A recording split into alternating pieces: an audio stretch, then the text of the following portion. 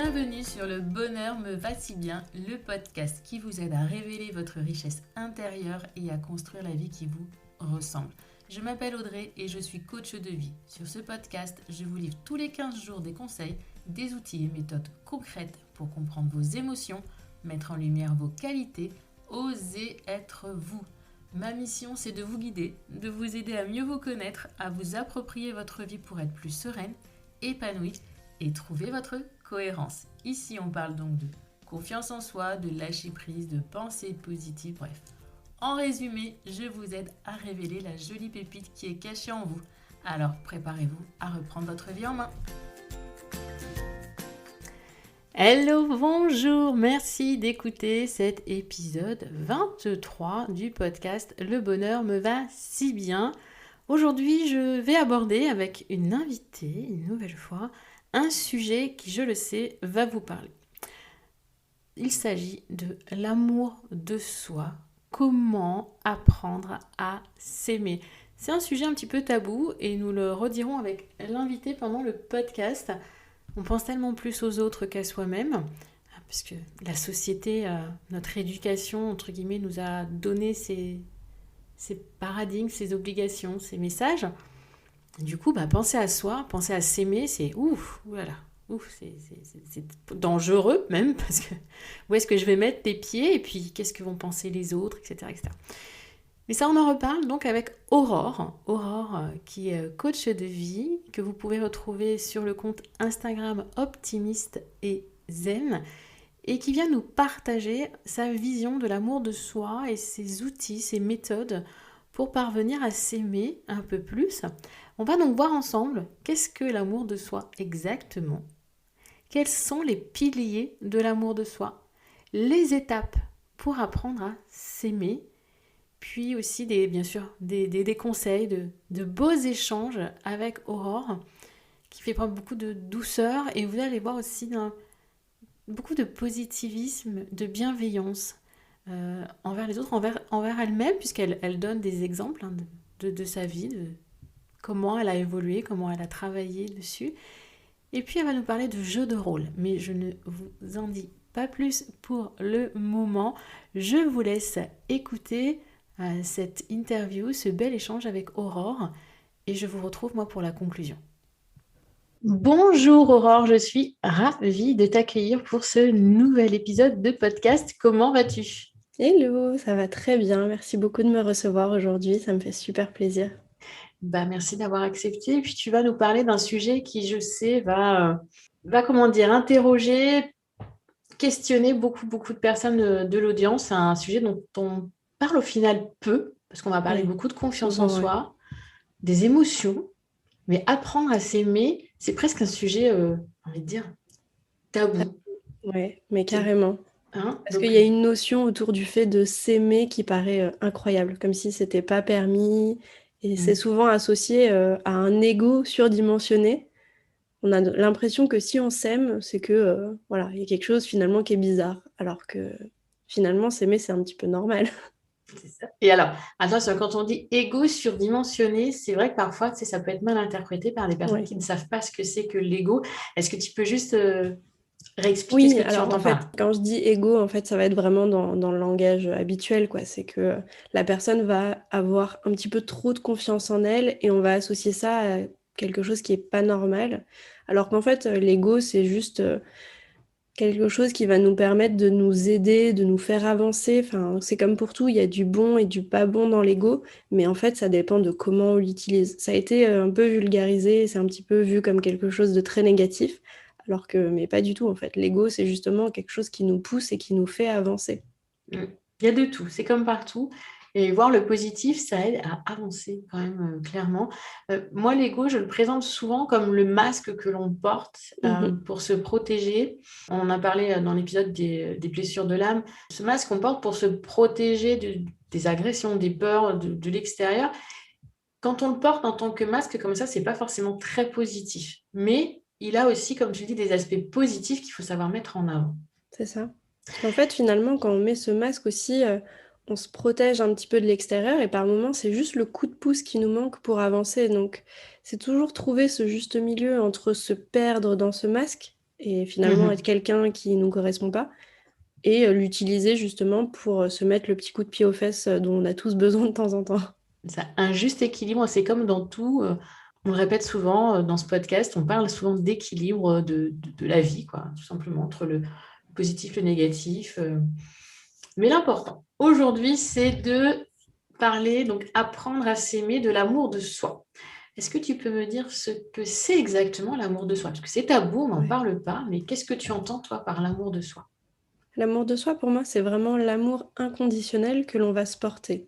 Donc que ce soit aussi bien sur nos qualités, sur nos défauts, sur les performances qu'on peut faire, sur les limitations qu'on va avoir, c'est vraiment s'aimer tel qu'on est.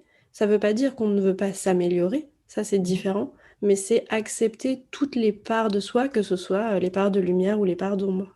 Ça, j'aime bien, l'acceptation, on en parle aussi beaucoup. Mm. Part de lumière et part d'ombre. Et quels sont les... On parle souvent en développement personnel de piliers, piliers de la confiance en soi, piliers de l'affirmation de soi. Donc, quels sont les piliers de l'amour de soi? Dans les piliers, en fait, je pense qu'il y a une énorme partie, ça va être le fait de se connaître. Si on se connaît bien et qu'on connaît justement aussi ses limites, on va avoir plus de facilité à s'aimer.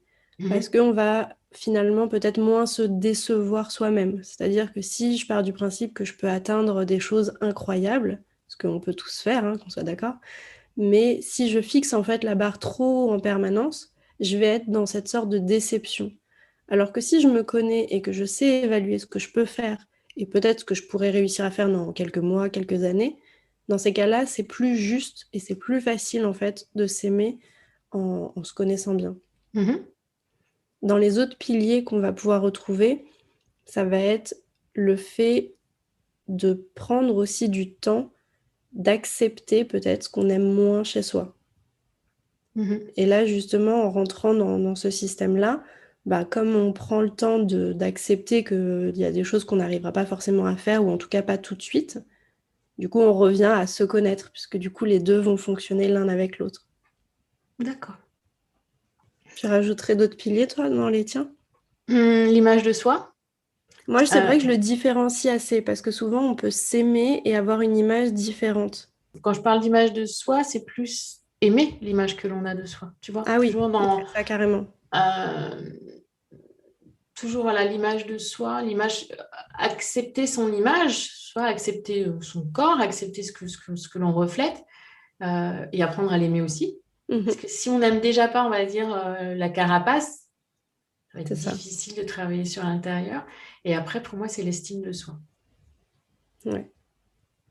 C'est vrai que moi, je vois en fait l'amour comme un des piliers de l'estime de soi. C'est ce qu'on disait la Mm. dernière fois, c'est qu'il y a toute une communication en fait autour de l'estime, de l'amour, de Ouais. l'image, qui sont pas toujours les mêmes, qui peuvent Non. être un petit peu perturbantes, mais en fait, moi, je pense qu'il faut juste prendre les descriptions qui nous conviennent, celles Ouais. qui sonnent le plus juste pour nous, voilà, que ça soit dans un ordre ou dans un autre, tant qu'on arrive bah, justement à l'alimenter et à se Mhm. sentir bien, c'est C'est juste des ça. mots, enfin.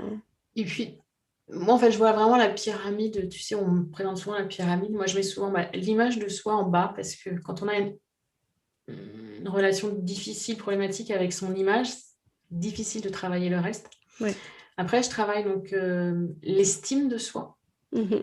la confiance en soi et je travaille l'amour de soi parce qu'une Ah oui, fois c'est marrant qu'on... parce que moi, elle est dans l'autre sens, ma pyramide. Ouais, tu vois. Souvent, moi, je pars de l'amour comme vraiment fondation principale. Mhm.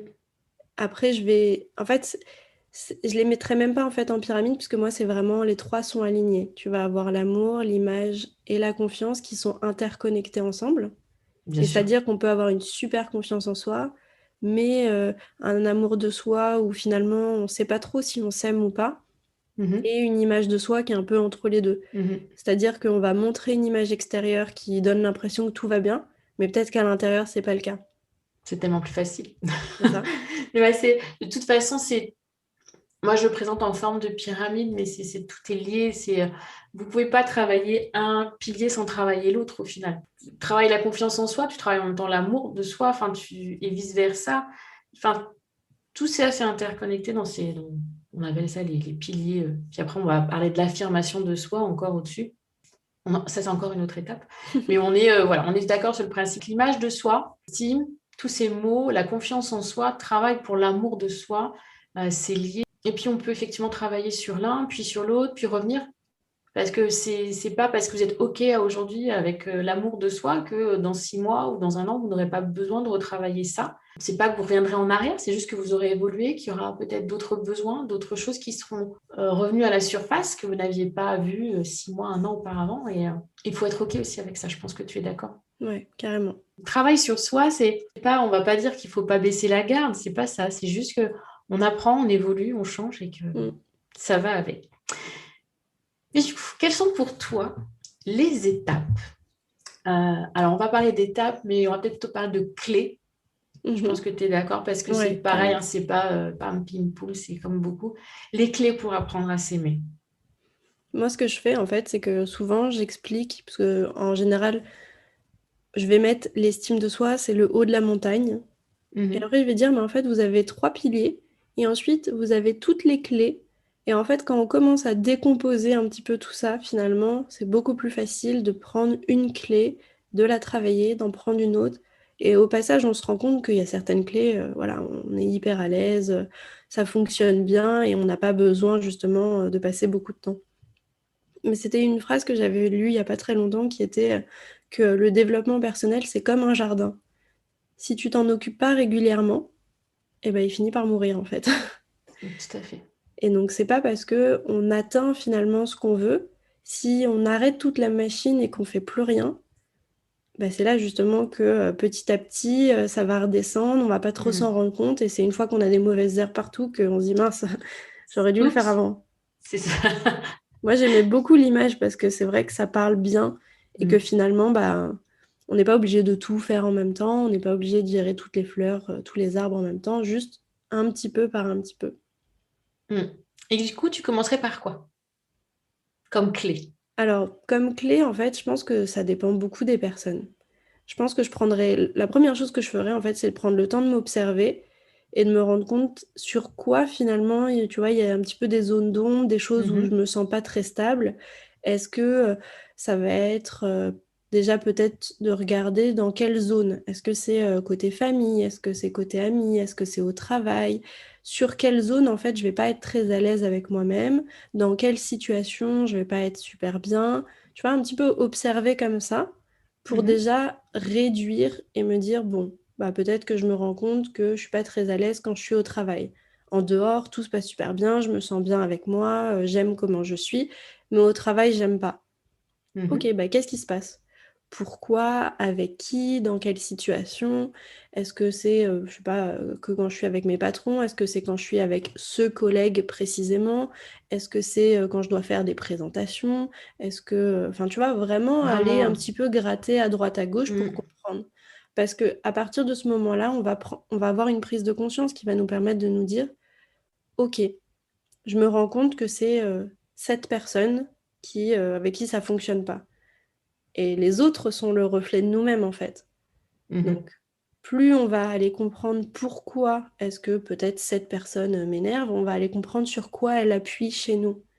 Et par effet de miroir, on va pouvoir aller travailler à l'intérieur, qu'est-ce qui se passe. Et après, Et, du coup, là, c'est l'étape d'après, c'est d'aller se dire, OK, qu'est-ce que c'est venu déclencher chez moi, cette personne?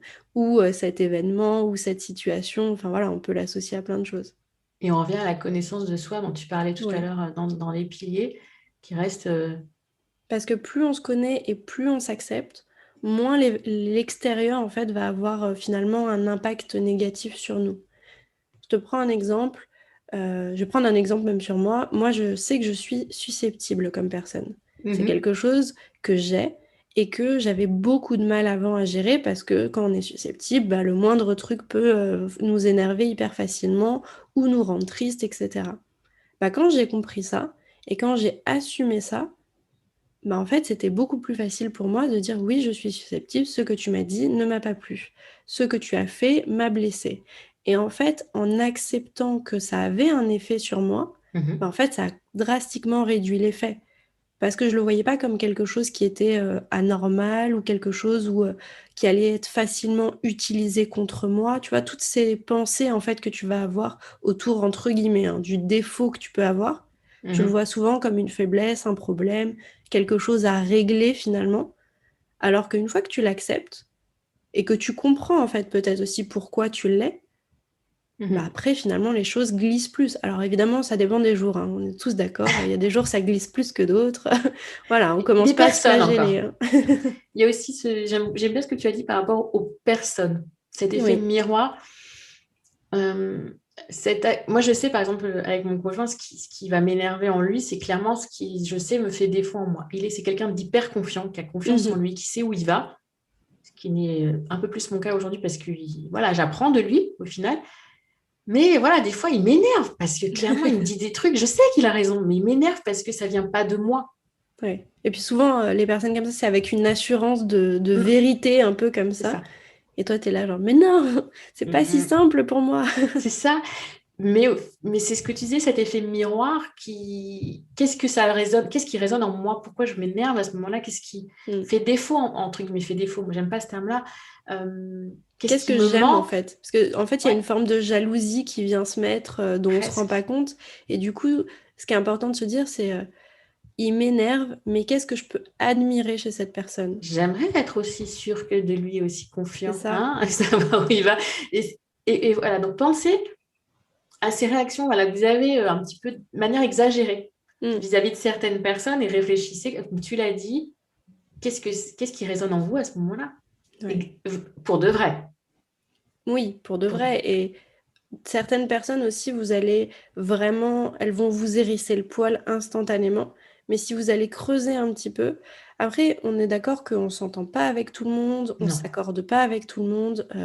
Voilà, enfin, je veux aussi nuancer le côté, tout ce qui se passe n'est pas que l'extérieur et vous. Enfin, voilà, il y a des moments où juste on vit et puis on fluctue comme tout le monde. Mhm. Mais quand on veut vraiment analyser un peu, souvent on peut aller comprendre sur quoi ça appuie. Et si on l'associe en fait au livre Les 5 blessures de l'âme, quand tu vas en fait chercher, tu peux aller connecter à quelle blessure. Oui. Dans un premier temps, quelle émotion ça génère chez moi? Parce que c'est Mhm. plutôt de la tristesse, de la colère ou autre. Parce que déjà, on comprend quel message c'est. Oui. Si c'est de la tristesse, est-ce que c'est quelque chose où j'ai besoin peut-être de faire de l'introspection sur moi? Est-ce que c'est de la colère parce que du coup je trouve ça peut-être injuste ou alors c'est venu bafouer mes valeurs? Enfin, du coup déjà on décortique un peu le message et ensuite on peut comprendre bah, quelle blessure, qu'est-ce que j'ai besoin d'aller nourrir chez moi? Qu'est-ce que c'est venu déclencher et sur Mhm. quoi j'ai besoin de travailler? C'est ça. Mais on en revient comme souvent au messager, qui est Mm. l'émotion. C'est ça. Et ça, c'est de la phase dont tu parlais, la clé de l'observation.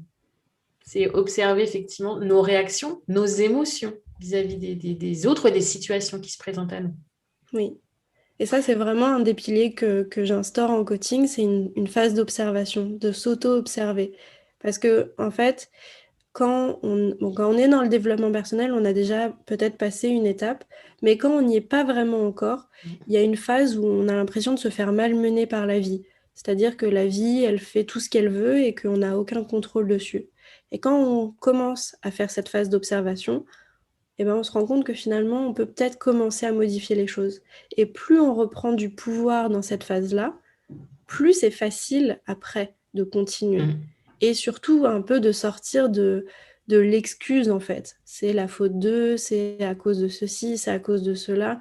Et quand on passe dans cette phase de responsabilisation, de se dire, ok, je peux faire des choix, je peux changer les choses, je peux mettre des choses en place. Je dis pas que c'est en un claquement de doigts, je dis pas que tout le monde peut le faire hyper facilement, mais en le faisant petit à petit, bah là du coup on avance. Et justement, c'est l'action qu'on voit souvent en coaching.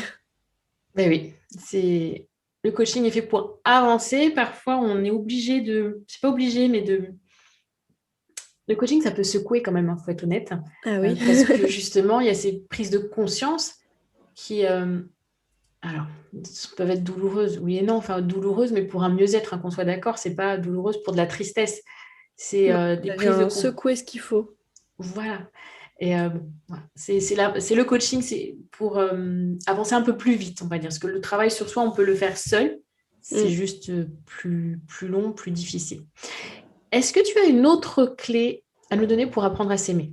Il y a une partie, alors ce serait pas forcément une clé, mais ça va être la partie regarder ce qu'on aime chez les autres. Parce qu'en regardant ce qu'on aime chez les autres, il va y avoir deux choix en fait. Soit c'est quelque chose que l'on n'est pas, donc quelque chose qu'on a un peu écarté de son identité, quelque chose comme si on se disait oui, mais en fait, les personnes qui sont comme ça, on s'exclut en fait automatiquement. Alors que moi, je pense qu'en soi, toutes les compétences existent, on peut apprendre tout dans la vie, surtout maintenant, vu toute la connaissance qu'on a, on peut vraiment tout apprendre. Il y a des choses qu'on n'a peut-être pas développées dans notre enfance, mais c'est pas pour autant qu'on peut pas apprendre à le devenir. Et en comprenant en fait, ok, c'est quoi ces choses qui me manquent finalement, mais que j'aime chez les autres, comment je peux les ramener en fait sur moi? Comment je peux me les approprier? Et ça, c'est en regardant en fait les personnes qu'on va aimer autour de nous et les personnes même qu'on va admirer, peut-être des personnes qu'on connaît pas, des inconnus, et on se dit, oh là là, lui, il est comme ci, il est comme ça, peut-être que lui, il s'aime beaucoup, ou alors elle a une super confiance en elle. Enfin, vraiment les personnes qui vont d'un coup nous stimuler et on va être, si on les connaît, on va souvent être bien avec ces personnes. On va adhérer à leurs idées. Ça veut pas dire qu'on est comme elles, mais c'est juste qu'on va être bien avec elles. Et après, du coup, l'étape, c'est de se dire, OK, comment je fais pour incarner cette personne? Pour devenir cette nouvelle personne, donc cette nouvelle version de moi qui va avoir cette compétence. Et comment tu fais du coup? D'avoir cette personne, donc on en parlait tout à l'heure un petit peu, quand j'ai donné l'exemple des relations que je peux avoir parfois ou des échanges avec mon conjoint sur la confiance en soi. Comment on fait justement pour se rapprocher de cette nouvelle personne? Alors en fait, il va y avoir une phase un petit peu d'incarnation. Un petit peu, tu vois, ce côté jeu de rôle, ok, je me mets dans le corps de cette personne, je me mets dans sa tête et je réfléchis comme elle. Qu'est-ce qu'elle ferait, quelle décision elle prendrait là maintenant? Je sais pas, qu'est-ce qu'elle mangerait? Où est-ce qu'elle irait? Elle voyagerait où? Dans quoi elle mettrait son argent? Tu vois, vraiment incarner tous ces côtés de cette personne et se dire si elle était bloquée, parce que souvent nous, ce qui nous pose problème, c'est qu'on est bloqué et on ne sait pas du coup ce qu'elle ferait. C'est de se dire, ok, si elle était bloquée dans cette situation, elle ferait quoi? Et là, dans un premier temps, il va y avoir des réponses. Ce qui est important de comprendre dans ce jeu d'exercice, c'est qu'il y a de la perception. C'est-à-dire que c'est ma perception de ce qu'elle pourrait penser. Je ne peux pas être dans sa tête. Donc, en fait, il n'y a pas de mauvaise réponse. Au pire, tu testes, ça marche pas, tu réessayes et ainsi de suite, jusqu'à ce que ça sonne juste déjà aussi pour toi et que tu arrives à augmenter cette compétence. Et après, ce qui est possible, c'est que moi, j'utilise beaucoup le SMART en coaching, puisque du coup, quand on met en place une action SMART, on va mettre une action qui va être spécifique, qu'on va pouvoir mesurer, qui va être atteignable et réalisable, et on va déterminer un certain temps. Donc, je vous fais le SMART en rapide. Si vous avez une phrase, une action, et que vous décidez tous ces critères-là, quand est-ce que je le fais? Combien de temps? Combien de fois par semaine? Combien de temps ça va me prendre? Qu'est-ce que je fais? Est-ce que je peux le faire maintenant? Est-ce que c'est facile? Vraiment, quand vous décortiquez le plus possible, et ben là, vous allez créer une habitude. Et une habitude, ça prend à peu près 90 jours à s'installer. Donc si vous le faites 2 fois dans la semaine et que vous le faites plus jamais, bah, ça va pas s'ancrer. Donc là, il y a besoin du coup de faire des petits rituels. Peut-être que pour pouvoir devenir une personne matinale, j'ai besoin de mettre un réveil à 5 heures du matin tous les jours. Si je le fais 2 jours, je ne deviens pas une personne matinale. Et ça peut être 6 heures, 7 heures, 9 heures, 10 heures. Vous mettez le matin quand vous voulez, mais Oui, tout le monde n'a pas la même notion. C'est comme tout, hein. Tout le monde n'a pas la c'est ça. notion du matin. Je vais reprendre, observer la connaissance de soi et puis cette relation toujours aux autres, vraiment notre rapport aux autres qui est super Ouais. important. Et mettre en place, j'aime bien cette idée de jeu de rôle. Alors, ça ne doit pas être facile au départ, car on doit quand même se sentir un peu déphasé, je pense. Un peu faux. Très sincèrement, je pense Ouais. qu'on se sent très faux. Et en fait, il y a un côté où quand on change nos habitudes, et ben en fait, ça sonne faux. C'est très bête, mais tu vois, moi, je vais te prendre un exemple sur moi. Quand j'ai commencé à faire du sport, il y a maintenant, je dirais 4 5 ans, je faisais du sport quand j'étais plus jeune, mais j'ai arrêté pendant mes études. Et quand j'ai repris, et ben ça sonnait très faux, même pour moi. Et ça sonnait faux aussi pour mon entourage. C'est-à-dire que quand je disais non, non, ce soir, je vais au sport, ce qui est déjà Quoi, difficile à toi? dire. Et bah, tu sais que oui, le non, toi, Oui. c'était pas exactement ça, mais c'était plus, ah, ok, au début, ok. Puis au bout d'un moment, c'était, mais ça va durer encore longtemps, le fait que tu ailles au sport. Et en fait, pour les autres, ça sonne faux. Et puis après, c'est, oh, bah, tu veux pas aller prendre un verre plutôt que d'aller au sport? Et en fait, c'est ce marchandage. Sauf que dans un premier temps, si on n'incarne pas et qu'on n'attache pas aussi ça à nos propres valeurs, parce que tu Mhm. peux incarner ce que tu veux dans la vie, mais si c'est pas rattaché à quelque chose à l'intérieur de toi, bah tu le tiendras pas dans la durée. C'est-à-dire que si je faisais du sport pour faire du sport ou pour imiter une personne, je pense que j'aurais arrêté depuis longtemps. Une fois que tu le rattaches à toi, pourquoi tu le fais, c'est quoi tes raisons? Est-ce que tes raisons ont de l'importance pour toi? Et ben là, du coup, tu vois, la machine, elle se met en route. Et du coup, même si c'est difficile, tu peux dire non. Ou tu peux dire aussi, je ne suis plus cette personne-là. Et puis, il y a oui, ce côté imiter, mais plutôt que d'imiter, c'est s'inspirer en fait des Oui. autres. C'est voir ce qui nous plaît en eux, se dire, OK, et qu'est-ce qui résonne en moi? Plus, on va dire, s'inspirer des autres dans ce jeu de rôle Mhm. que d'imiter. On est d'accord? Oui. En fait, je pense que c'est plus que au début, ça ressemble à de l'imitation parce que ça sonne tellement Mm. faux pour nous qu'il y a un peu ce décalage. C'est pour ça que j'utilise ce mot parce que je pense qu'au début, on n'est pas Oui. très à l'aise dans sa peau et on a l'impression en fait d'imiter quelqu'un. Mm. Et après, oui, du coup, effectivement, le fait de le rattacher à soi, bah, ça nous inspire et on arrive à créer cette nouvelle personne. Mais ce que je pourrais rajouter, c'est juste, par exemple, de faire des exercices de journaling par rapport à ça. Tu sais, quand justement, l'autre personne, qu'est-ce qu'elle ferait, comment elle réagirait. Et ça peut être aussi travailler à l'écrit pour peut-être encore plus ancrer en soi ces Ouais. réflexions et ces questionnements. Qu'est-ce que tu en penses? Moi, je sais que je suis pas très écrit. C'est pas quelque chose qui fonctionne super bien pour moi. Donc, c'est toujours quelque chose que je vois chez mes coachés qui marche super bien. Mm. Moi, j'écris une fois de temps en temps, mais c'est vraiment pas le truc le mieux pour moi. Un des exercices qui avait le mieux fonctionné sur moi, c'était de la visualisation. Donc, en fait, c'est comme si vous méditez, sauf que tu projettes une version de toi de Mhm. quand tu veux. Tu peux parler du coup à quelqu'un, une version de toi enfant, mais tu peux aussi parler à toi dans 10 ans, dans 20 ans, dans 6 mois. Et en fait, cette conversation avec cette personne, elle te permet aussi d'identifier c'est quoi que je veux, c'est quoi qui me manque, vers quoi je veux aller. Et finalement, ce qui est magnifique, c'est que la personne a toutes ses réponses. Tu parles avec toi-même, mais elle a toutes les réponses à te donner. Et quand C'est tu fais cet exercice, alors après, oui, je vous conseille du coup de justement écrire après, parce que là, vous allez sortir beaucoup de choses. Qu'est-ce que vous voulez, qu'est-ce que vous ne voulez plus. Et ce qui est hyper intéressant, c'est que quand on est en pré-visualisation ou en pré-coaching, ou enfin dans la phase d'avant, on a cette impression que c'est pas possible.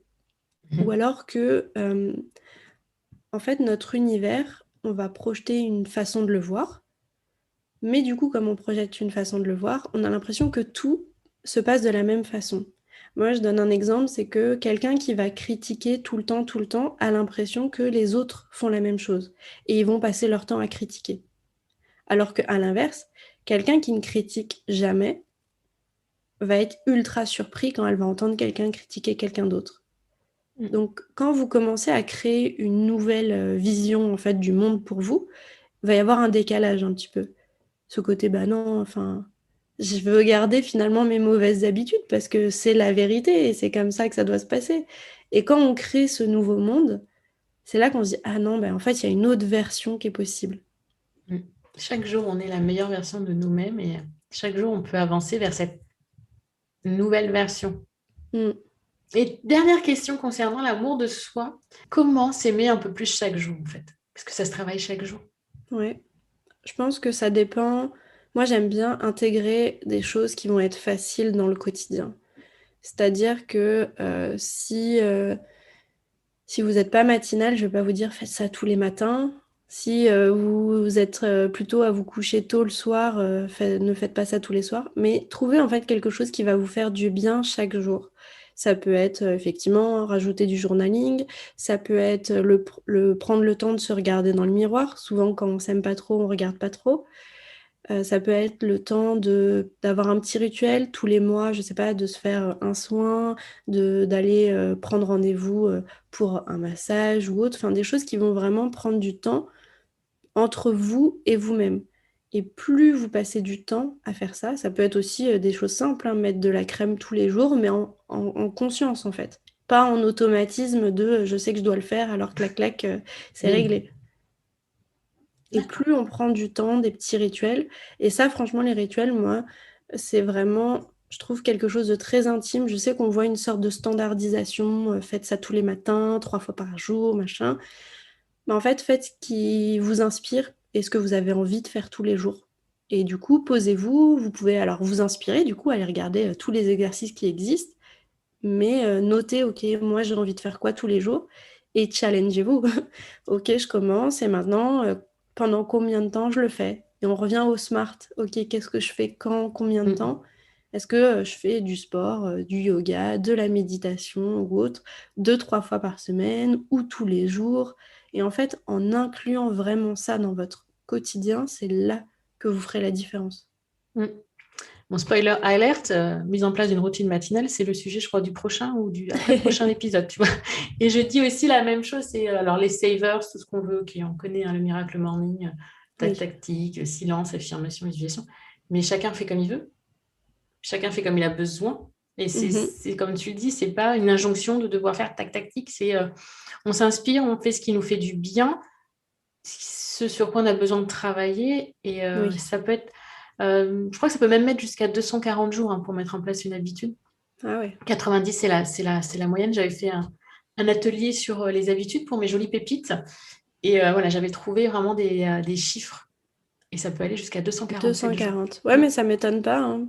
Ça Ça peut être m'étonne pas. très long. Et c'est pour ça que s'il n'y a pas vraiment le pourquoi profond, là, à l'intérieur de soi, vous pouvez toujours essayer, ça ne marchera pas. C'est ça. Parce que souvent aussi, il y a un côté, c'est pas possible, je peux pas, je Oui. vais pas y arriver. Si on Mm. rajoute ce côté, ok, bah en fait, si.